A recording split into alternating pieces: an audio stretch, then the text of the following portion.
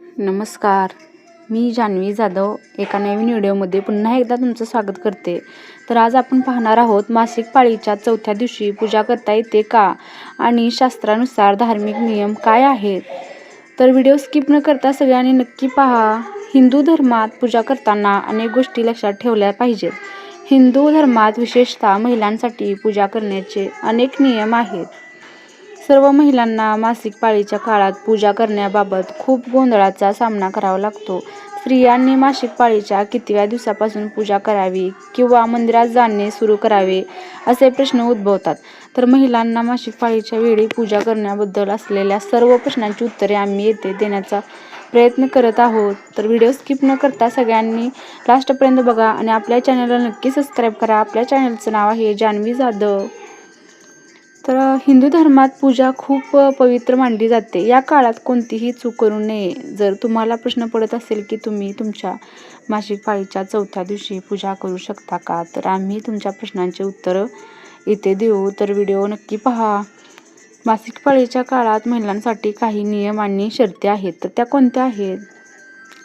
हिंदू धर्मग्रंथानुसार मासिक पाळीच्या काळात महिलांसाठी काही नियम आणि शर्ती आहेत ज्या सर्व महिलांनी पाळल्या पाहिजेत.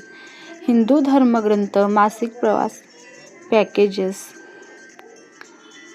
स्त्रीला मासिक पाळीच्या काळात मंदिरात जाणे सक्तीने निषिद्ध आहे. हिंदू धर्मग्रंथानुसार मासिक पाळीच्या काळात स्त्रीचे शरीर पूर्णपणे अस्वस्थ होते आणि मासिक पाळीच्या वेळी तिच्या शरीरातून वाहणाऱ्या अशुद्ध रक्तामुळे तिचे शरीर अशुद्ध होते. त्यामुळेच स्त्रियांना त्यांच्या मासिक पाळीच्या काळात अशुद्ध मानले जाते. म्हणूनच या दिवशी मंदिरात जाऊन पूजा करण्यास सक्तीने निषिद्ध आहे. स्त्रियांना मासिक पाळीच्या काळात स्वयंपाकघरात प्रवेश करण्यास देखील सक्तीने निषिद्ध आहे. तर स्त्रियांच्या मासिक पाळीच्या चौथ्या दिवशी पूजा करता येते का, तर ते आपण पाहूयात. स्त्रियांच्या मासिक पाळीच्या काळात महिलांच्या मनात सर्वात मोठा प्रश्न आहे की त्या त्यांच्या मासिक पाळीच्या चौथ्या दिवशी पूजा करू शकतात का. हिंदू धर्मग्रंथानुसार महिलांना मासिक पाळीच्या काळात 4 दिवस मंदिरात जाण्यास किंवा कोणत्याही प्रकारच्या पूजेमध्ये भाग घेण्यास मनाई आहे. बहुतेक महिलांची मासिक पाळी 7 दिवस टिकते, म्हणून मंदिरात जाणे पूर्णपणे निषिद्ध मानले जाते. तथापि ज्योतिषशास्त्रानुसार महिला मासिक पाळी संपल्यानंतर 5व्या दिवशी आंघोळ करून आणि केस पूर्णपणे धुवून मंदिरात प्रवेश करू शकतात. मासिक पाळी संपल्यानंतर 5वा दिवस हा शुद्धीकरणासाठी सर्वोत्तम दिवस मानला जातो. म्हणून सर्व महिला मासिक पाळीच्या 5व्या दिवशी मंदिरात जाऊन पूजा करू शकतात. मासिक पाळीच्या 5व्या दिवशी पूजा करता येते का? बहुतेक महिलांच्या मनात आणखी एक महत्त्वाचा प्रश्न असा आहे की त्या मासिक पाळीच्या 5व्या दिवशी पूजा करू शकतात का.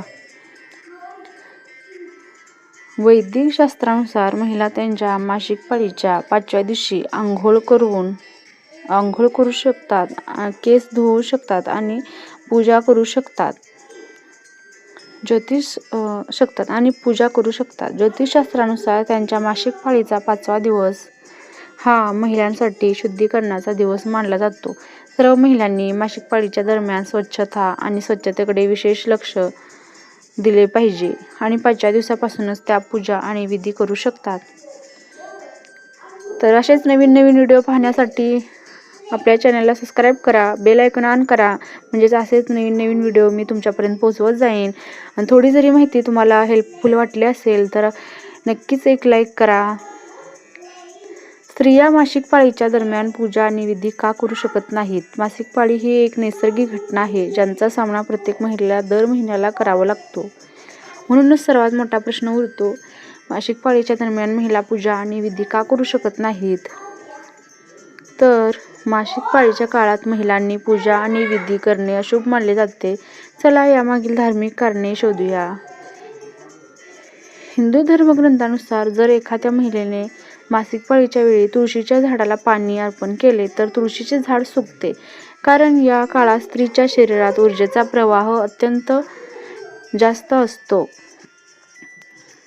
शास्त्रामध्ये असे म्हटले आहे की या काळात देवही स्त्रीच्या शरीरात वाहणारी ऊर्जा सहन करू शकत नाही. म्हणूनच मासिक पाळीच्या वेळी पूजा करणे आणि मंदिरात जाणे महिलांसाठी सक्त मनाई आहे. आणि म्हणतात ना की महिलांसाठी 5 दिवस तरी विश्रांतीचे हवेत. त्यासाठीच 5 दिवस महिलांनी देवपूजा वगैरे करू नये आणि स्वतःसाठी 5 दिवस आराम करावा. ह्यासाठी त्यांना 5 दिवस बाजूला बसवलं जातं. असं काही नाही की पाळी वगैरे आली म्हणजे बायका दूषित झाल्या. तर हा व्हिडिओ माझा कसा वाटला, जर आवडला असेल तर नक्कीच लाईक करा. आणि चला भेटते पुन्हा अशाच एका नवीन व्हिडिओमध्ये.